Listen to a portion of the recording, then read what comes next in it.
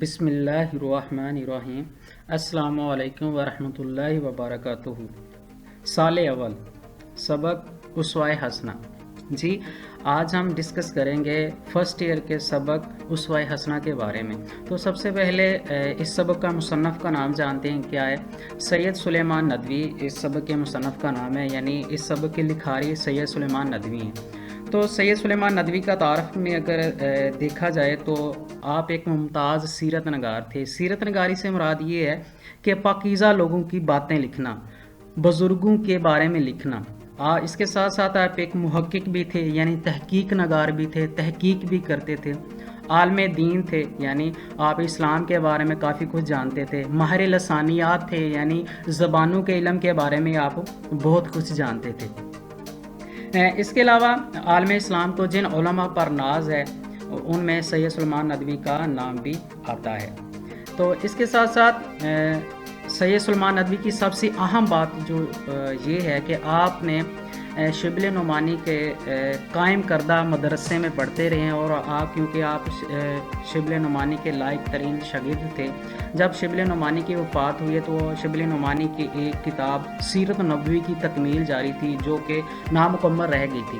تو سید سلیمان ندوی کا سب سے بڑا کارنامہ یہ ہے کہ سید سلیمان ندوی نے اس کتاب کی تکمیل میں ایک اہم کردار ادا کیا تھا اور اس کتاب کو پایہ تکمیل تک پہنچایا تھا۔ اسی نسبت سے آپ ندوی کہلائے تھے۔ اسی کے ساتھ ساتھ آپ نے بہت ساری شہرہ فاق کتابیں بھی لکھی ہیں۔ جو آپ کی شہرت کی وجہ کتاب بنی اس کا نام ہے نقوش سلیمانی۔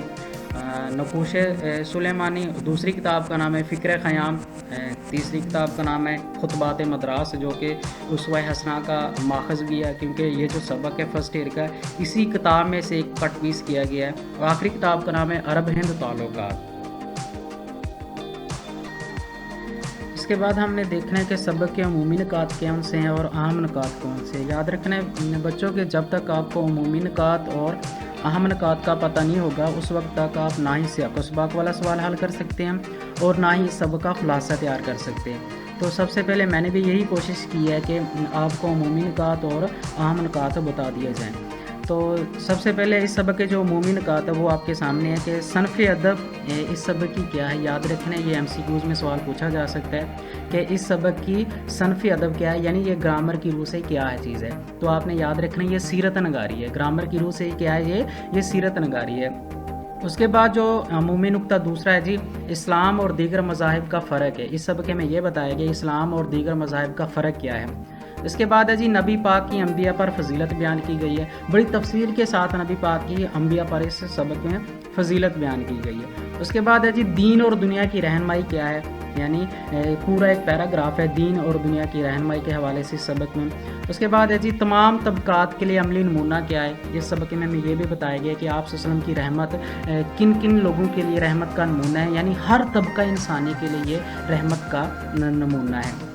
اس کے بعد اخلاق فاصلہ کا انحصار کن چیز پر ہوتا ہے، عملی نمونہ کیا ہے، کیونکہ اخلاق فاصلہ کا تمام تر انحصار جذبات، احساسات اور یعنی کہ اعتدال اور باقاعدگی پر ہوتا ہے، اس لیے ہم سب کو ایک عملی سیرت کی حاجت کی ضرورت ہے۔ اس کے بعد ہمیں بتایا گیا کہ مسلمانوں کی مشترکہ اقدار کیا ہونی چاہیے، یعنی مسلمانوں کو کس طرح اس دنیا میں رہنا چاہیے۔ اس کے بعد اہم نکات کی طرف چلتے ہیں تو دیکھتے ہیں کہ اس میں یہ بتایا گیا کہ خدا کی محبت کا اہل کیسے بنا جا سکتا ہے۔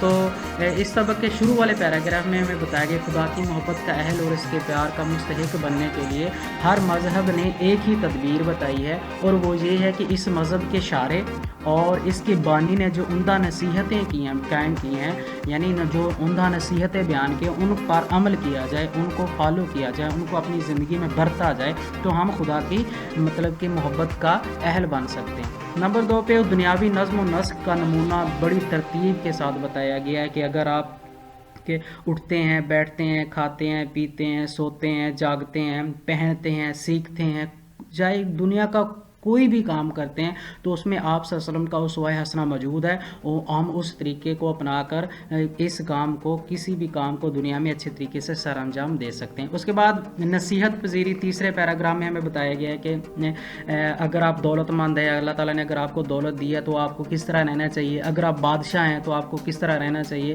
یعنی اگر آپ نے کسی جنگ میں فتح حاصل کر لی ہے تو بدر و حنین کو دیکھو، ٹھیک ہے۔ اگر آپ استاد بن گئے ہیں تو مکہ مسجد مدینہ پر کھڑے ہوئے صفا پر کھڑے ہوئے منبر رسول کو دیکھو۔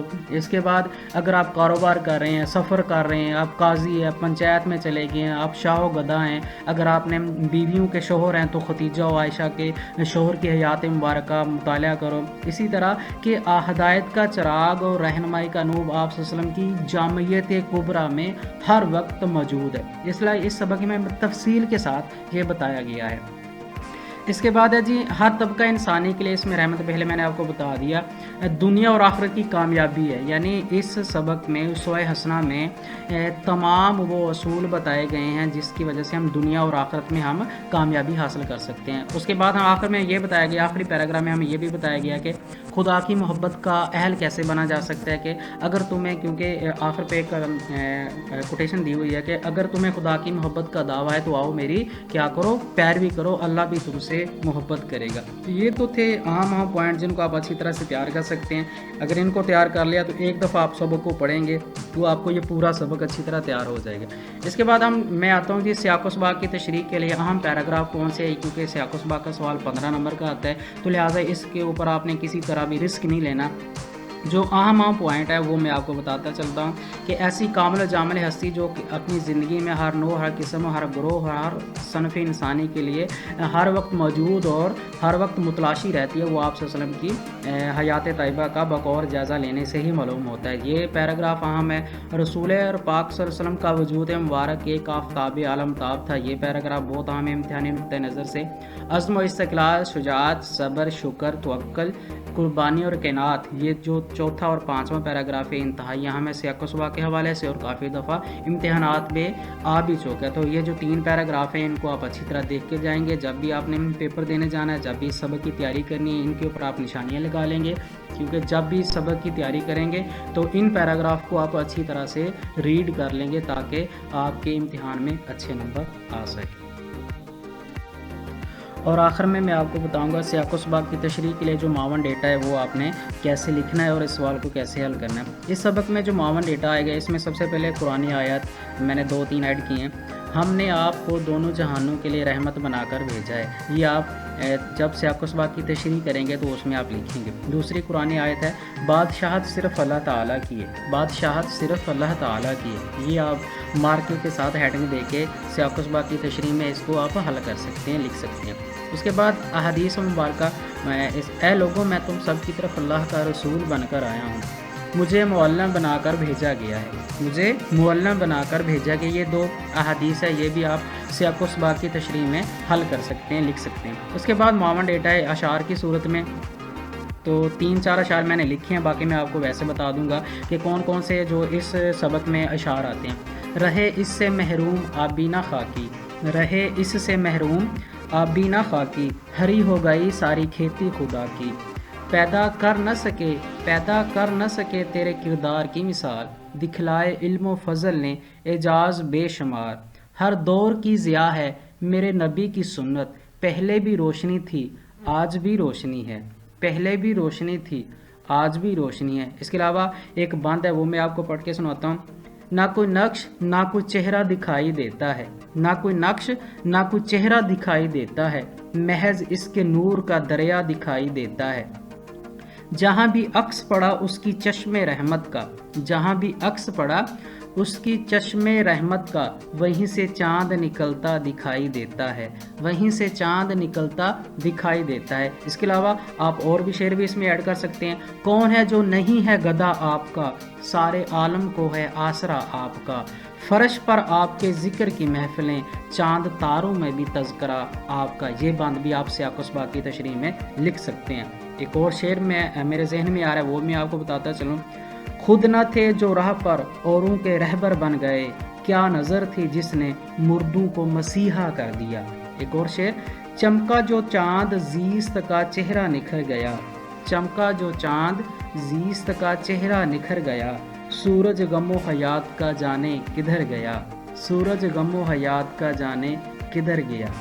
ٹھیک ہے جی پیارے بچوں، اس کے بعد اس کا 10 نمبر کا خلاصہ آتا ہے۔ خلاصہ یاد رکھنا ہے، اس کا انتہائی اہم ہے، اس کو آپ اچھی طرح تیار کریں گے۔ یاد رکھیں خلاصے میں کوئی پیراگراف نہیں بنایا جاتا، اور جو متعلقہ میں نے جو اشعار بتائے وہ بھی آپ نے نہیں لکھنے۔ یہ جو اشعار ہے اور 52 ڈیٹا ہے سیاق و سباق والا، اس کو آپ نے صرف 15 نمبر کا جو سیاق و سباق والا سوال آتا ہے اسی میں ہی لکھنا ہے۔ خلاصے میں آپ نے وہی کچھ لکھنا ہے جو آپ کی اصل ٹیکسٹ بک میں بتایا گیا، جو اصل ٹیکسٹ بک میں جو بات پہلے کی گئی ہے وہ آپ نے پہلے لکھنی ہے، جو بعد میں کی گئی ہے وہ آپ نے بعد میں لکھنی ہے، اور جو آخر پہ بات کی گئی ہے وہ آپ نے آخر میں لکھنی ہے۔